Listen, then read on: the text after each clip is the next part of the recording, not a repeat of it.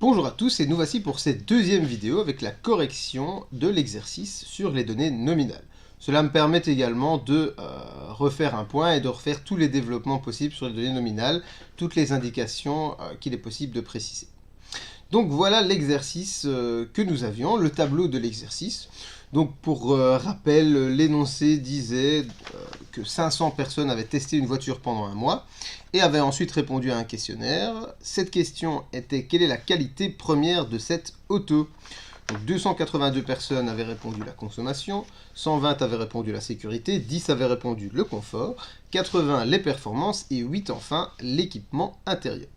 Donc quand vous avez ici ce tableau de données, on voit très bien que ces données déjà sont nominales, puisque nous avons du texte, et il n'y a rien qui, de prime abord, nous permet de dire que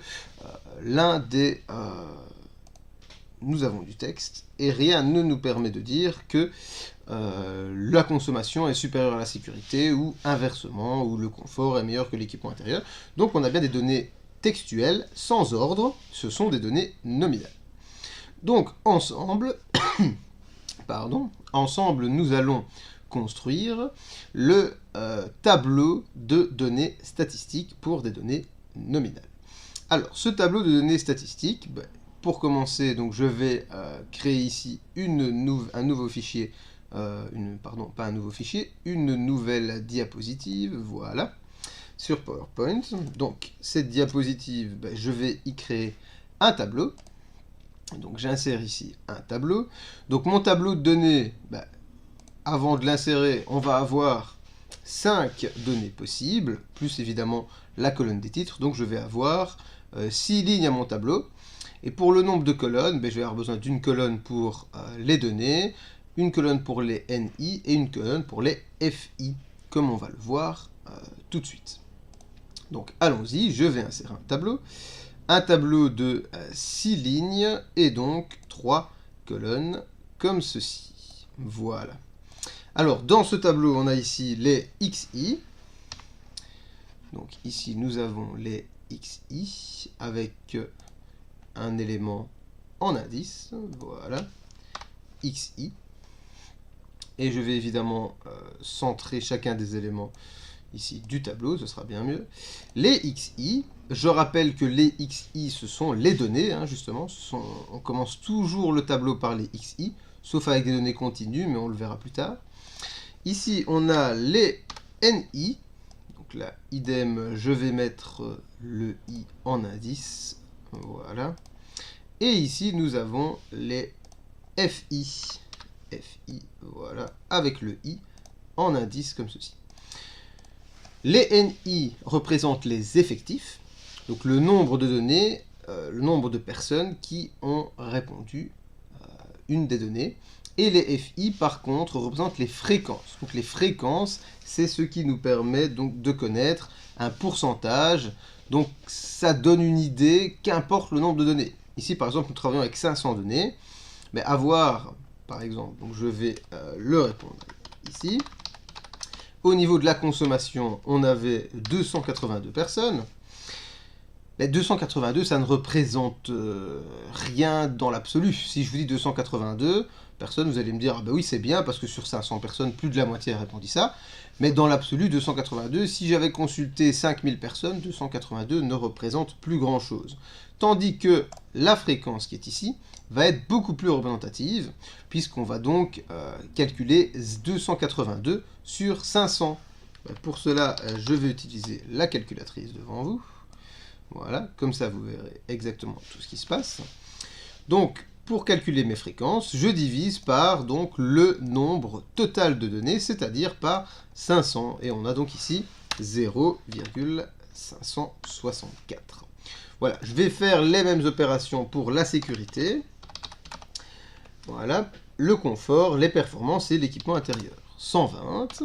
Donc ici, on a 0,24. Donc le confort ensuite. Le confort avec 10 personnes. Et donc ici, 0,02. Ensuite, on a les performances. Et je vais y arriver. les performances, on a 80 personnes et donc 0,16. Et enfin, l'équipement intérieur. L'équipement intérieur avec 8 personnes et donc un total de 0,016. Voilà.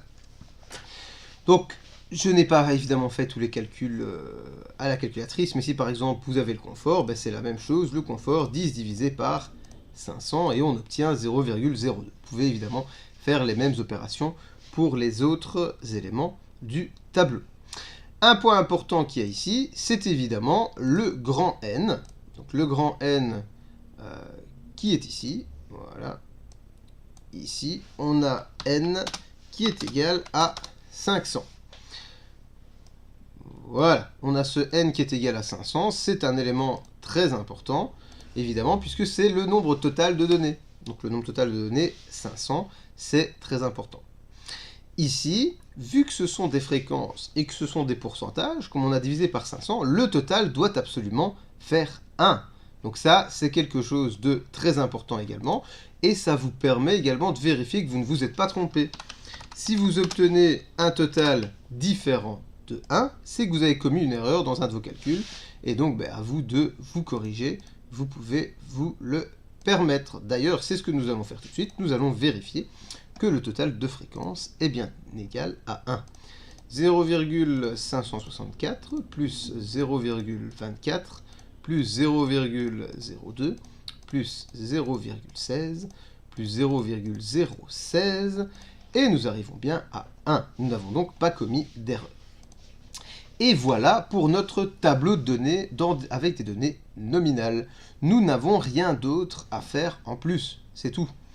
Les tableaux de données pour d'autres types de données, comme les données discrètes et continues, seront bien plus longs, bien plus complexes. Ils ne sont pas spécialement extraordinairement compliqués, mais ils seront en tout cas plus fournis. Mais ici, pour les données nominales, c'est tout ce qu'on peut faire.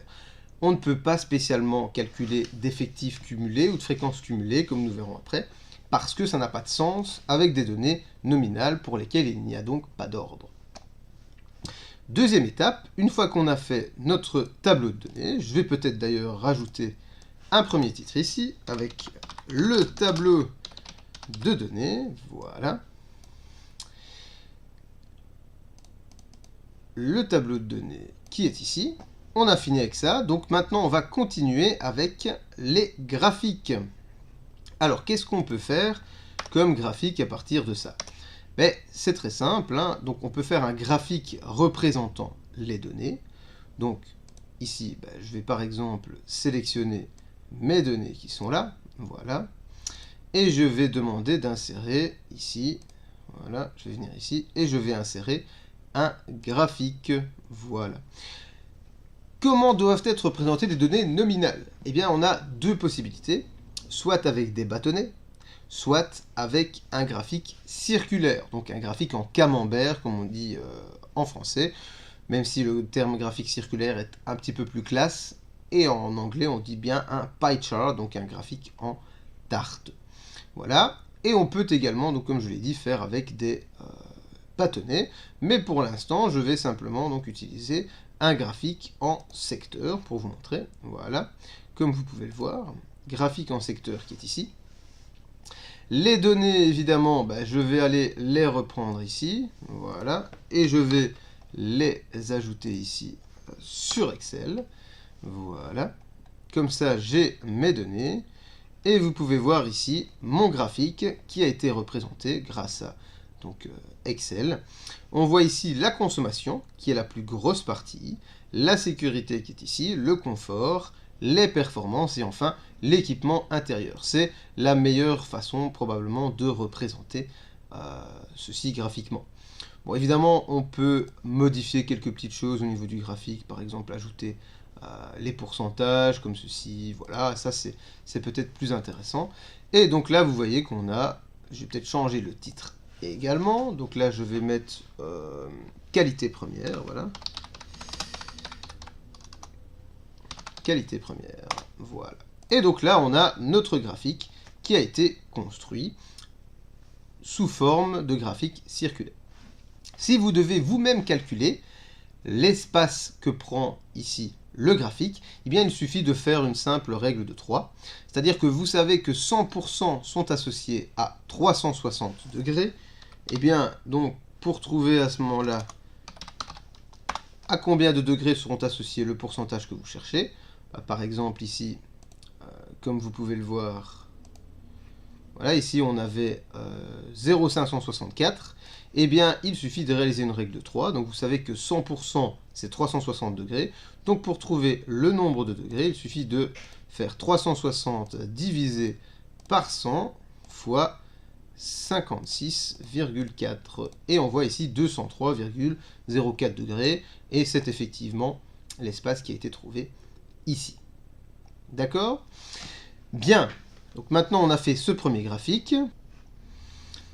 Pour notre deuxième graphique, nous allons donc créer un graphique avec des bâtonnets. Donc j'insère ici un nouveau graphique. Ici, il n'y a pas vraiment de bâtonnets hein, ici sur PowerPoint ou sur Excel ou quoi que ce soit d'autre. Donc il faut choisir un graphique en histogramme. Mais bon, sachez juste qu'en cours, j'ai envie de voir simplement des bâtonnets. Mais le plus important est de bien montrer qu'il y a un écart entre les données. Ces données ne se suivent pas. Bon, à part ça, c'est pas très important. Donc voilà, ici, j'ajoute des données. Donc je vais à nouveau reprendre mes données qui sont ici. Et je les intègre ici dans le graphique. Et voilà, on peut voir que maintenant, mon graphique, voilà, j'ai bien ceci. Donc à moi de changer simplement le titre qui est ici. Au lieu de c'est rien, je vais donc mettre qualité première. Et voilà. Et donc j'ai un graphique qui représente la qualité première des voitures. Voilà. On voit ici qu'on a en ordonnée les NI. Et ici, on a chacun des bâtonnets qui sont inscrits. Je peux évidemment rajouter des étiquettes de données. Donc comme ceci, et là on voit les nombres qui sont associés à chacun des bâtonnets. Donc voilà en ce qui concerne les graphiques. On a donc réalisé les deux premières parties, c'est-à-dire le tableau de données, les graphiques, et maintenant la dernière étape c'est de déterminer les paramètres statistiques. Donc pour les paramètres statistiques, il y en a de deux types. Il y a des paramètres de position et des paramètres de dispersion. Mais ici, pour des données nominales, on a de la chance, on n'a besoin que d'un seul paramètre qui est le mode. Donc le mode, c'est quoi? C'est la donnée qui revient le plus souvent. Et dans mon exemple ici,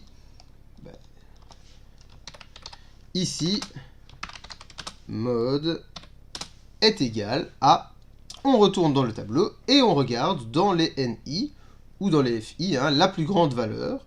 On voit que la plus grande valeur c'est 282, ce qui veut dire que la donnée qui revient le plus souvent c'est la consommation et le mode c'est donc consommation. Voilà, ici mode égale consommation.